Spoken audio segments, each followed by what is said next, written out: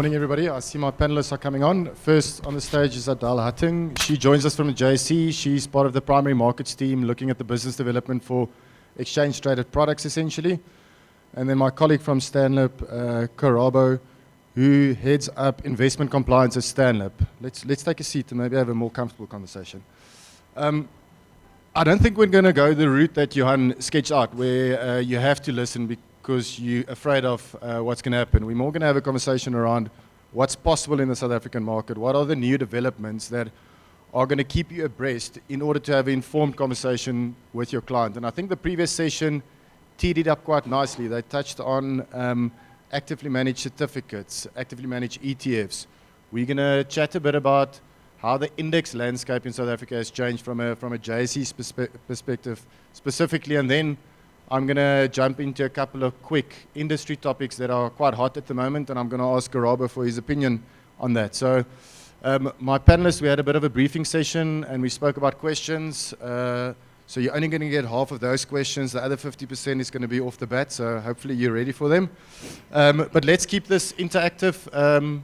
After each small session, I'm going to stop and see if there's a quick hand raise, and then we can move on to the next one. So before we kick off with actively managed ETFs and the regulatory framework around that, maybe Adele and Karabo, from both your perspectives, just give a quick overview of the landscape as it sits with the JSE, and Karabo, as you see with the broader regulatory landscape with the FSCA. And then we can jump into the first session. As it pertains to ETFs or ETPs? Yeah, or in general, like what's at the JSE's core, because we've heard a lot of things around liquidity is dwindling. We've seen increase in listings, but maybe liquidity is not, like what's keeping the JSE awake, and what are you seeing for the financial market in South Africa? So I think definitely very topical is that investors are looking for choice. I think I just can't see my other panelists, so I just need to make eye contact with them. And I think that's been an ongoing battle for many big asset managers specifically. Choosing the pool has become smaller. In their view, liquidity access has become limited. And I think the JSE has now really become a lot more focused in introducing choice to investors, and that is in the form of specialist securities. ETFs, ETNs, AMCs, actively managed certificates, and how we are branching out in those respective product types especially. So I think the JSE is really trying to establish itself as not just a traditional stock exchange, we are a securities market, and in that as well, we are now also branching into the private market, believe it or not. So we actually have a private placements part of our business as well, really trying to offer the one-stop shop essentially to our investors, not just locally, but globally as well. In short, I think the FSCA generally is looking at how to bolster the conduct framework throughout. So that conduct framework split into multiple aspects. So aspect of integrating the general TCF requirements into general legislation. However, we're not seeing that coming through anytime soon. We're expecting that to come through as a result of the Conduct of Financial Institutions Act, which is COFI. But we're also starting to see, particularly in 2023 and again in 2024, a bit of shift from an investment-related legislation that the FSCA is working towards, and that's across multiple regulators or regulations. Whether it is in the pension fund space, we saw the introduction of the revised Reg 28 come into effect on the 3rd of January. They've also published conditions for derivatives inclusion in retirement funds, and largely aligned to what you would ordinarily see from a CIS space.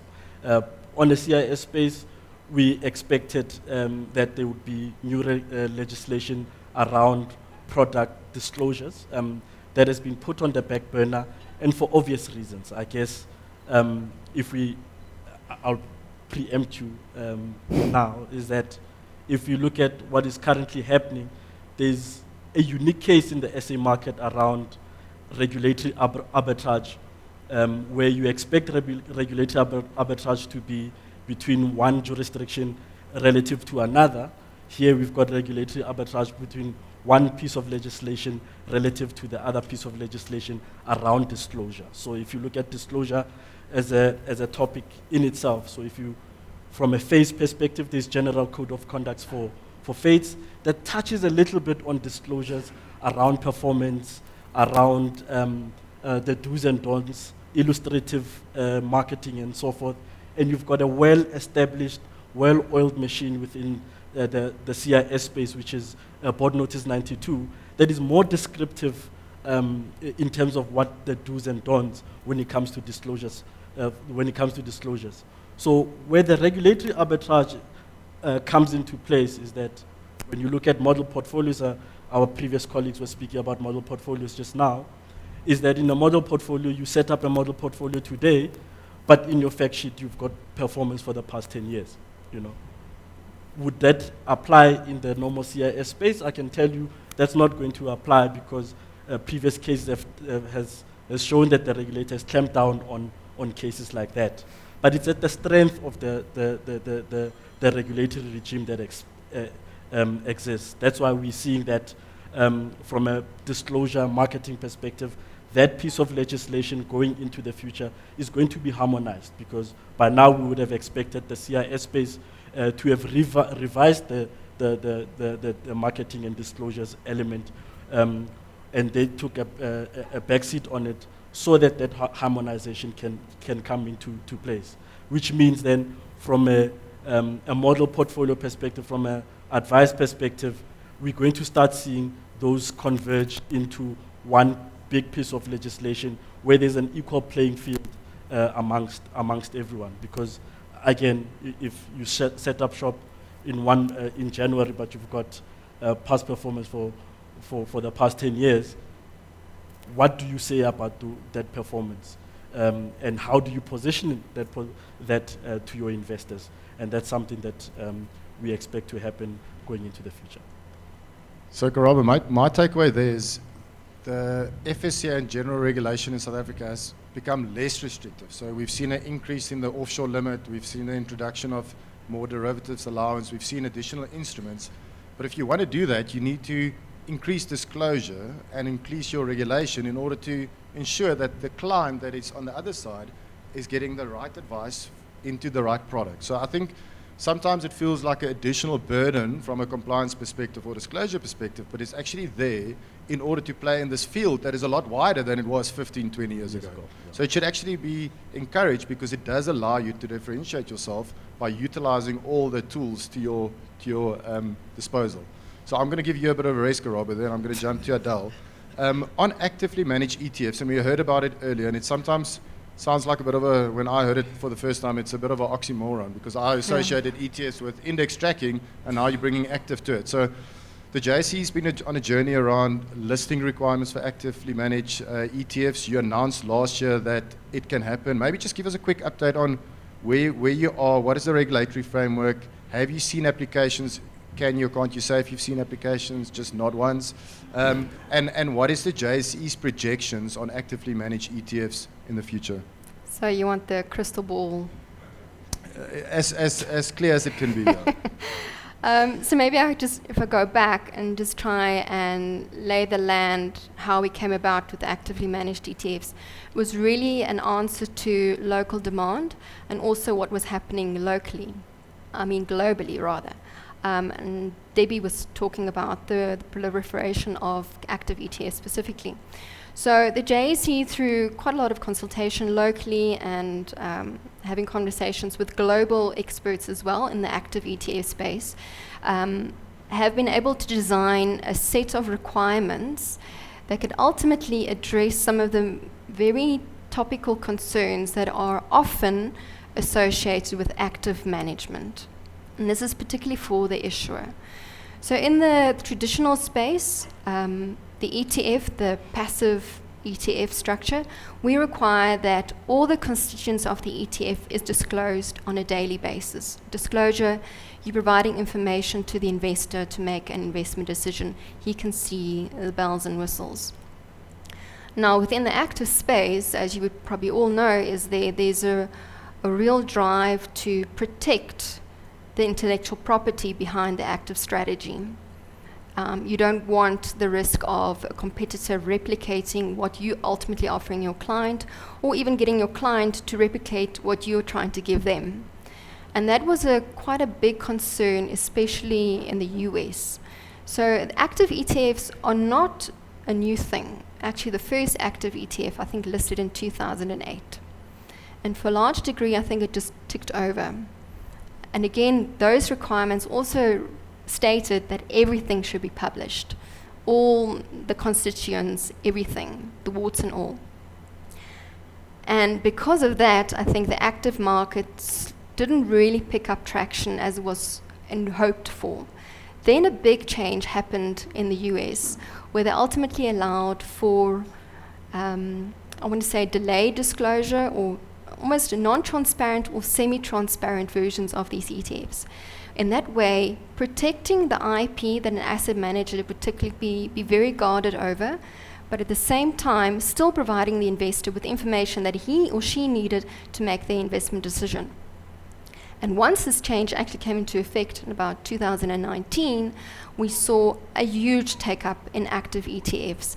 And those came out of semi-transparent and non-transparent, essentially where the constituents of the ETF are either disclosed less regularly, made monthly or quarterly, or there's even a non-transparent version where you actually have view of a proxy basket, not the actual underlying constituents, but what might potentially look like a proxy version of that fund.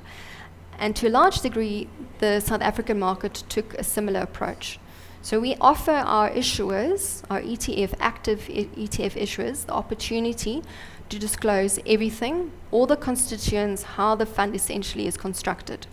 And there are issuers that are very amenable to that. They are willing to disclose everything. They have no qualms about protecting their IP as such. But we've also offered a second model to issuers, and it's probably very much more aligned to the unit trust world. And I mean that in terms of disclosure.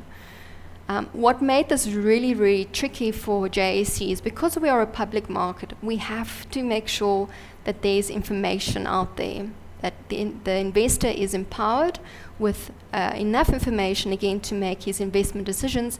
But at the same time, we cannot allow that one participant or one group or individual or grouping of individuals should have more information than the rest of the market. Then you sit with an information asymmetry problem. And that then leads to all kinds of insider trading contraventions and all those hairy things that we wouldn't be able to have done. So in the second model, we've said, well, now you can disclose the holdings of this actively managed ETF on a quarterly basis with a 30-day lag, very much in line with what the unit trust industry is ultimately allowing. But in lieu of the fact that it's not as, I wouldn't say not as transparent, but differently transparent, we require that there is an indicative NAV, a net asset value that's published at least 3 times a day, that serves as a pulse of what the underlying value of the fund is actually worth, in essence. On top of that, we still require that there's a market maker that facilitates liquidity, but we are also very specific that whatever market the market maker is making has to be off the base of publicly available information. Again, that he does not have, or she does not have, an advantage over anyone else in the market as it pertains to proprietary information. Karabo, so I view actively managed ETF as basically an active fund listed on the exchange, in the simplicity. So if we think about Adele mentioning the issuer, is the issuer the same as the manco? And secondly, if we start thinking about utilization of active ETFs in traditional fund of funds, CISs, model portfolios, is the FSCA of the view from a limit perspective and what you can and can't do, is an actively managed ETF treated the same as an actively managed unit trust? Yes to both. Beautiful.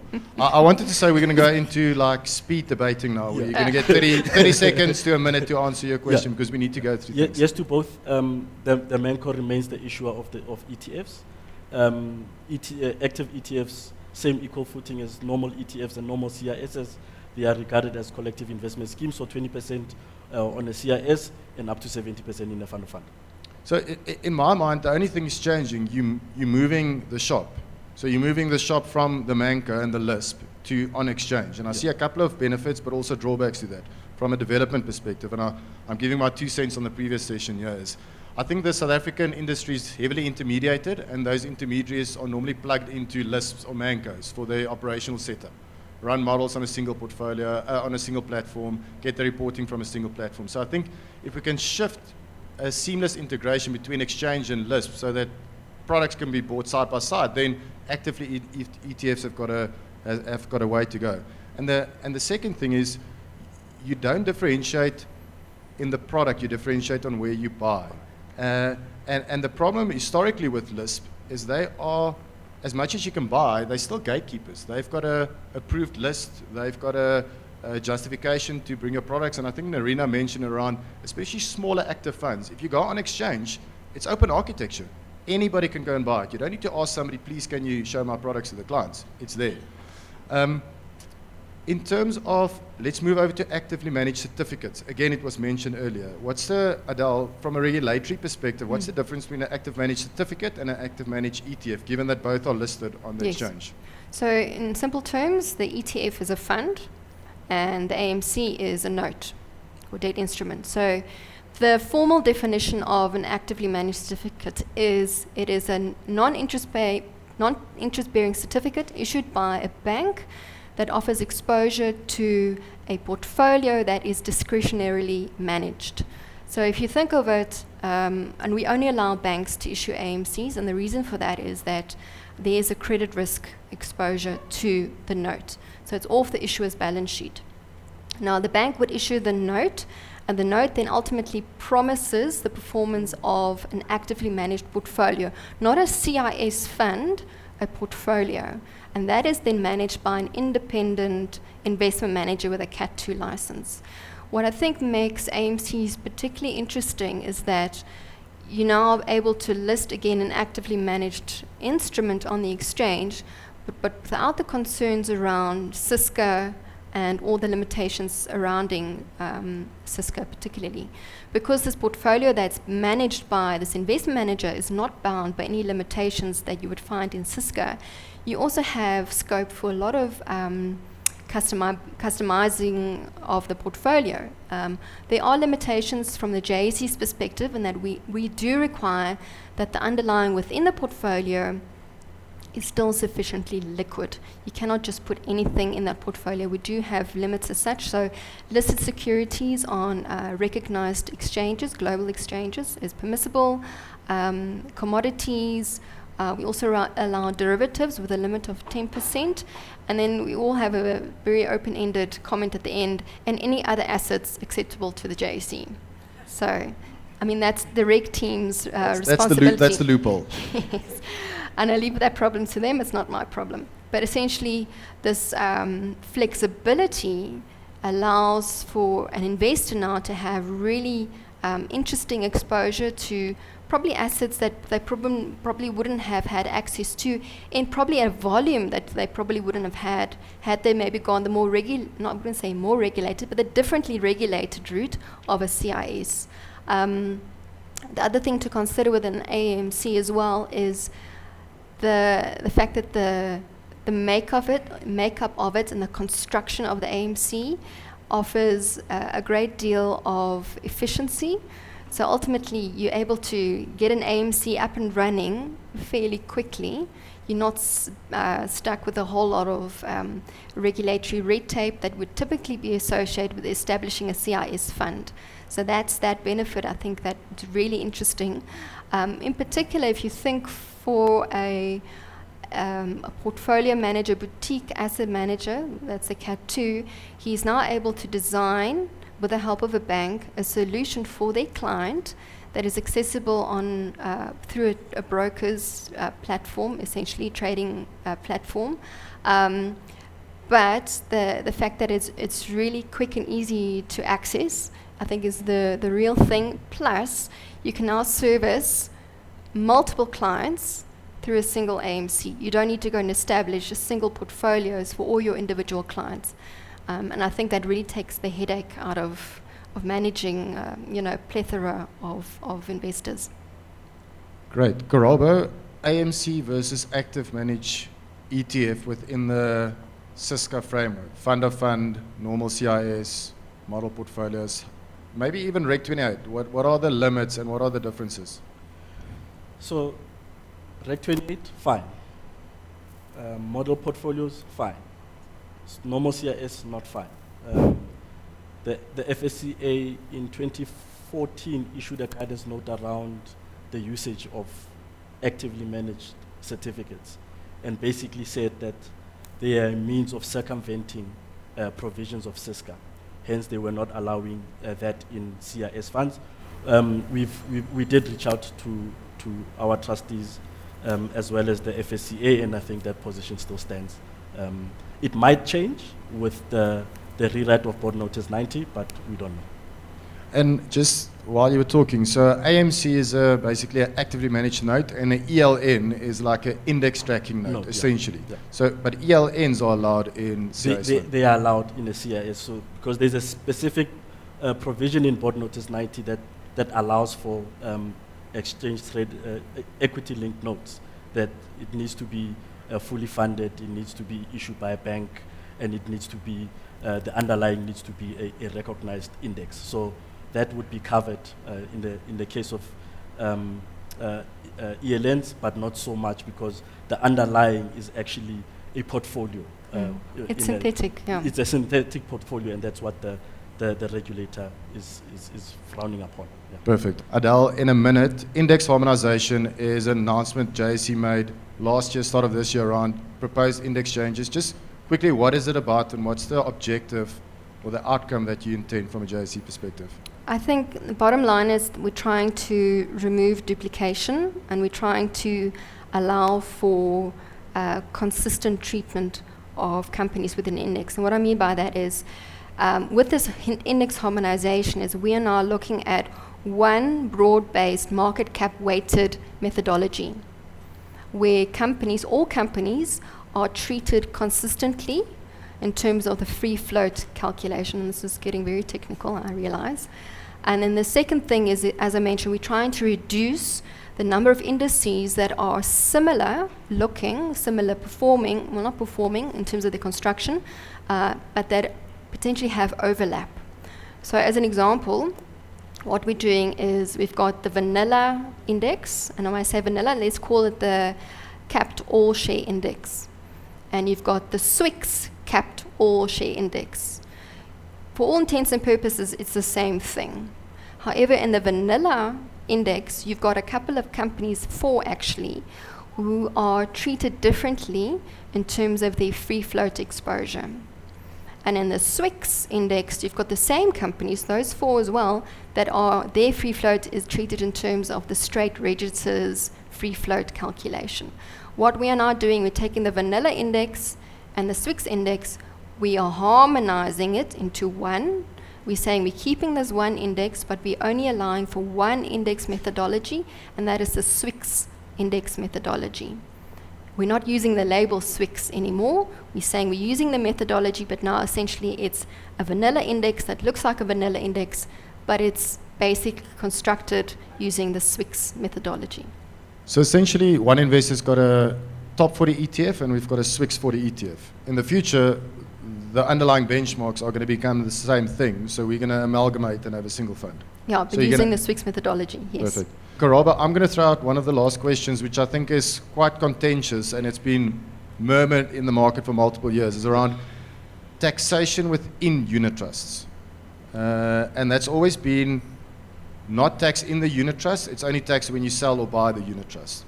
So what's the latest on that? Is there something to report? If you read the tea leaves, what are you seeing for the future?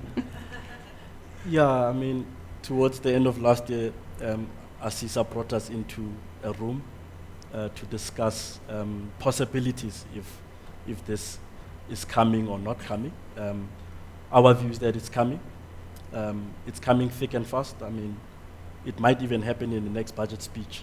We don't know, but our view. You heard it here first. Yeah. But our view is that it's coming. I think, and any responsible asset manager, financial advisor should be asking themselves, I think for me, 2 questions with regards to that is, and how it might impact the portfolio. So one is, are we really looking at portfolio turnover as an industry? So portfolio turnover is a first indication of whether there's over trading in your portfolio, which means that that portfolio is more likely to get taxed than relative to one with a low portfolio turnover. The other element is within the CIS funds, how much of an individual stock. So portfolio turnover speaks about everything. Individual stocks speaks about how long do you hold that particular stock within your portfolio, and how many times do you turn it. So simple test would be if you held 1 share at the beginning of the year, you've got 1 share at the end of the year, but you traded 20. The problem becomes that 20. That's where the taxman is going to be coming to you in relation to taxing that particular CIS. So a response, like I'm saying, my advice to advisors would be, ask your portfolio managers what is the portfolio turnover, and ask them if they are looking at whether or not individual stocks, they are actually tracking that kind of activity, and what does it mean for those individual portfolios. Yeah, it seems like a big one, and I think the industry is going to struggle to come to grips with exactly what it means. With that, I'm going to close off today. Thank you very much for joining us. We really enjoyed having you here. Afterwards, please reach out, chat to us. But thank you very much. Thank you to all the panelists. Thank you for joining us. Bye-bye.